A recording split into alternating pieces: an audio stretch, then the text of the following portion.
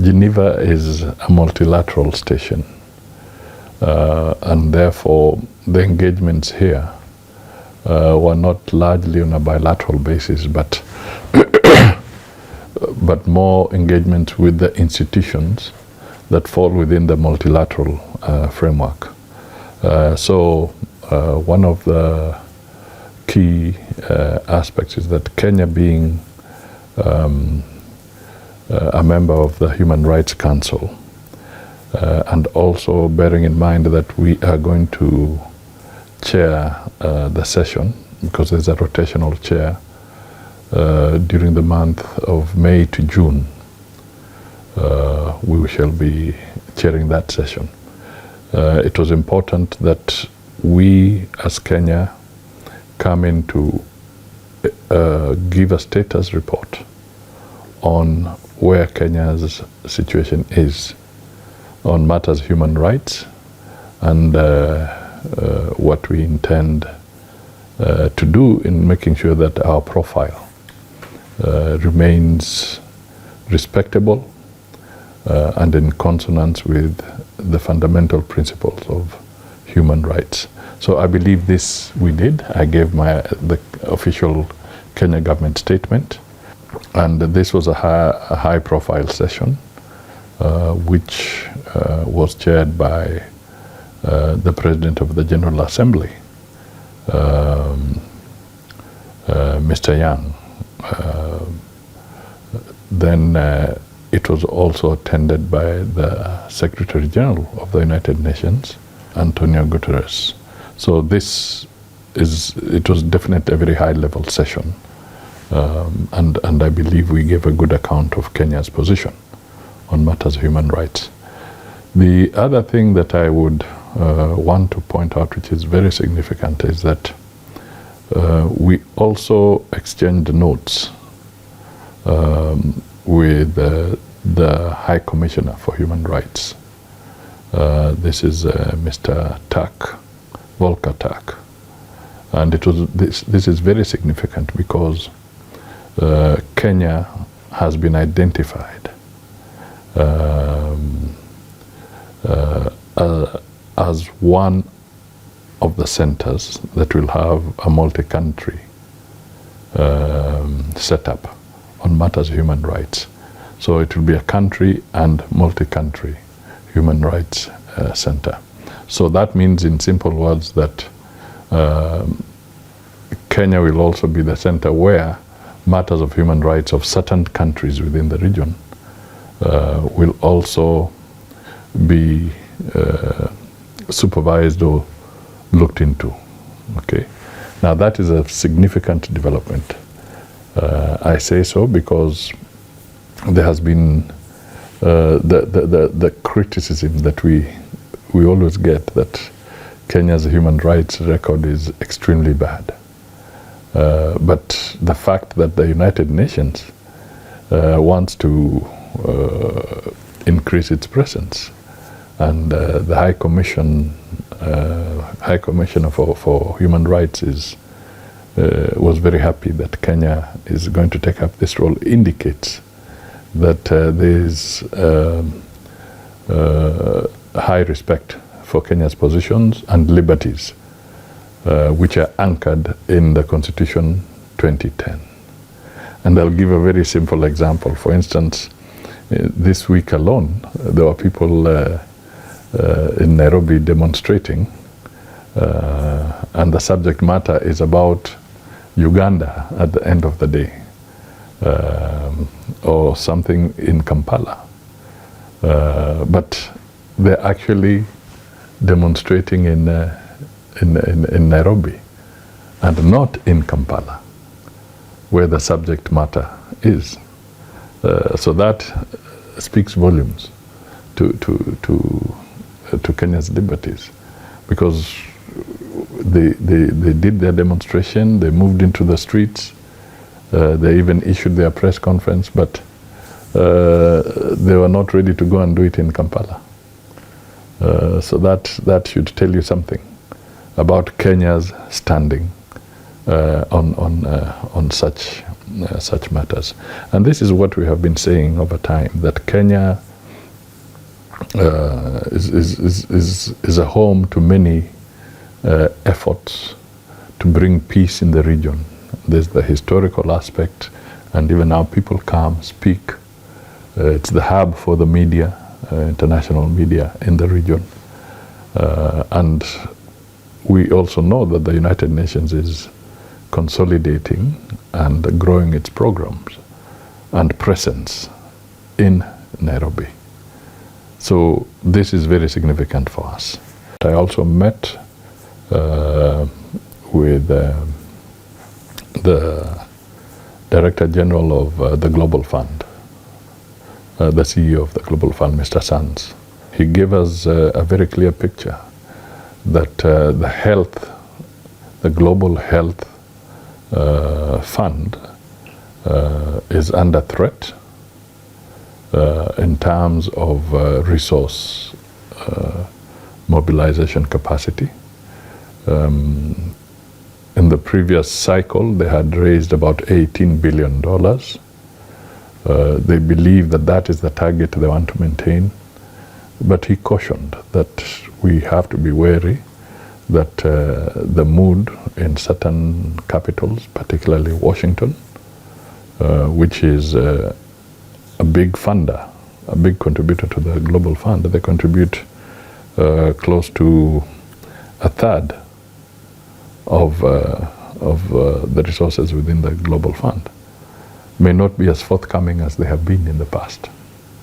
So it is also essential that we adjust, not just as a country, Kenya, but as a continent, and figure out how we are going to deal with the financing gap that will arise if resources are not going to be flowing in the health sector.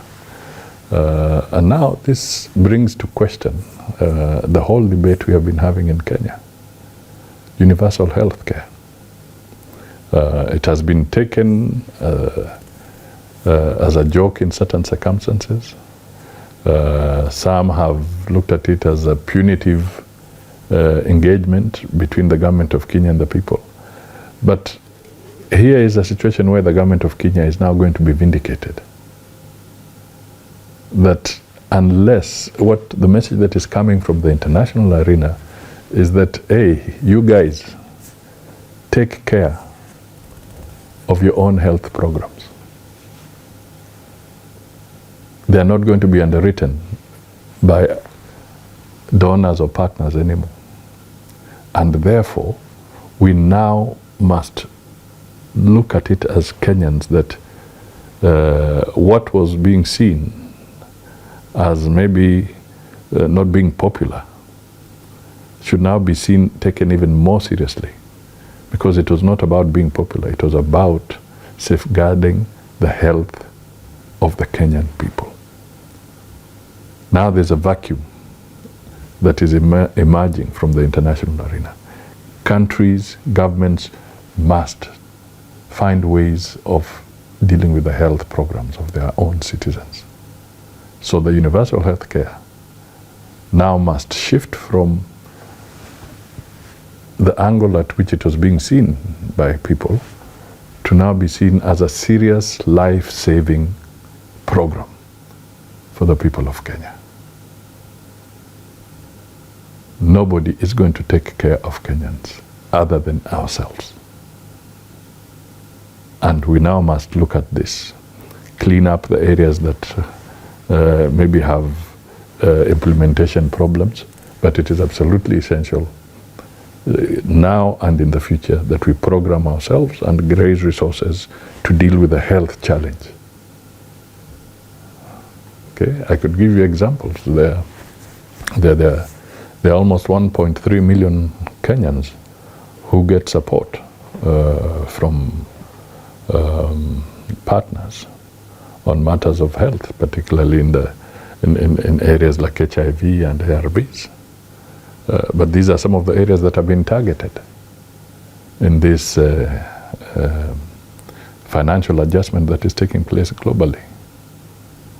Kenya at least funds about 40% from its own resources, and 60% has been funded by the partners. Now, you can imagine if there's that guillotine that we're talking about, then what happens to these Kenyans? What happens to these individuals who are living in the country and need medical assistance and attention? So it is a real issue. And that is why these adjustments, and that's why I'm emphasizing this area as a very critical example. Other countries have their own problems, have different ratios. There are some countries where the ratio of support is 100% donor funded. What is going to happen to those? Okay, you have WHO if it doesn't get its resources. We are seeing institutions like USAID being wound up, and we had the PEFA program that was supporting so many people. So these are real issues. It's not fiction. They're real issues that we have to deal with. We also had an opportunity to talk to the Director General of the WTO, Dr. Ngozi Iweala, and amongst many other things that could have been that are bilateral. For instance, for us to accelerate accession to the treaty on the blue economy, especially the fisheries, where our fishermen and our country can benefit from the blue economy. That is important. There are 90 countries that have already assented. Kenya is a leading economy in that region, and they want us to accelerate the process. I'm happy to say that this particular document is in Parliament on the relevant before the relevant committee on matters blue economy, and I believe they'll accelerate the processing so that we can assent to this treaty formally and have all the processes cleared. So that's a very significant thing. But perhaps what we need to take home on this is that she was very categorical that the era of relying on aid based on the geopolitics that we are now seeing has literally come to an end. And it is absolutely essential that countries, including Kenya, embrace trade and how to attract investment. In fact, we should now be competing. Our strategy, our focus must be how to compete and attract investments. That is the way to go. And shift gear immediately from aid dependency and focus on investments, how to attract investments, and trade, both inter-African trade and also Africa trading with other countries. So our policy shift must be immediate, must be radical, and we must be aggressive in promoting Kenya and indeed Africa as an investment destination. Okay, we cannot afford to prevaricate. Other countries are making their moves. We must make our move as a country.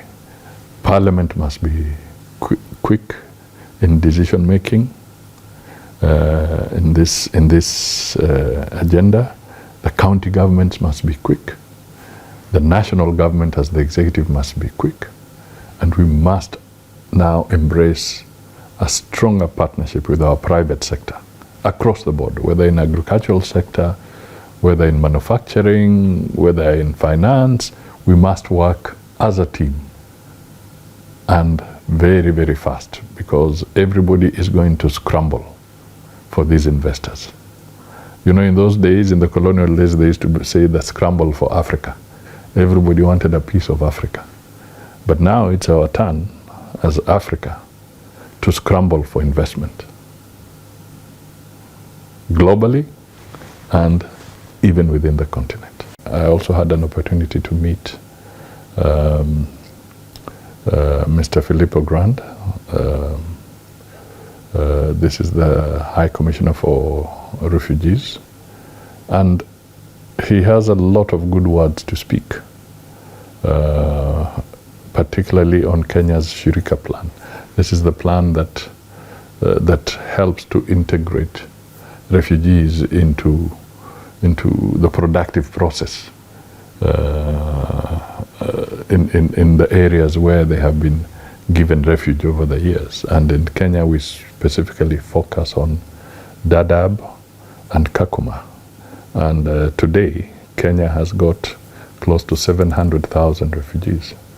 And that is a very, very important matter when you're talking matters of human rights, which we should not take for granted as a people. So he has a lot of regard for the efforts that the government of Kenya is pursuing. That's something we need to look at critically. I can say that this was a very useful engagement, clarifying Kenya's position on matters of human rights, then the financial adjustment that is taking place because of the geopolitics, and of course, finally, we also addressed the issue of the conference on disarmament, basically explaining our stand against dangerous weapons of mass destruction, whether nuclear, chemical, biological, all these kind of weapons that are very dangerous to human beings, to the very existence of society. We must be very clear that they should not be deployed at all. I'm very happy with the ambassador, Madame To, Fancy To, and her team. They've done a good job. They have a lot of work on their hands because they're dealing with several agencies. The World Meteorological Organization, WIPO, the one that deals with intellectual property rights, and so many other entities. We have about 400 non-governmental agencies here and so many others, and all of them have to be handled by this diplomatic team. So I think they are doing a good job, and that is why within the framework of the sessional paper on foreign policy, which is before Parliament as we speak, we have to really have Parliament to give support to our diplomatic missions across the board, and to have them well resourced, because it's a new area, and we need to have our teams working seamlessly, so their welfare, their tools of trade and so forth must be up to speed. And one of the key issues that we must look at is to strengthen the digital capacity of all our embassies, so that technology can help us navigate through this very, very complex situation, because resources are scarce at home as we speak, and therefore we need to find a way of leveraging and working smart, so that we can get maximum output in spite of the challenges that we're facing. But I really want to commend the team here, and also to commend the the ambassador in Ban. This is Madame Abbas. We've had some engagements with them. We've also engaged with other professionals operating here. And I think we were able to give an explanation of some of the many things and queries that they may not have facts on. And sometimes misrepresentation has been taking the better of everybody. So we were here to clarify some of those things.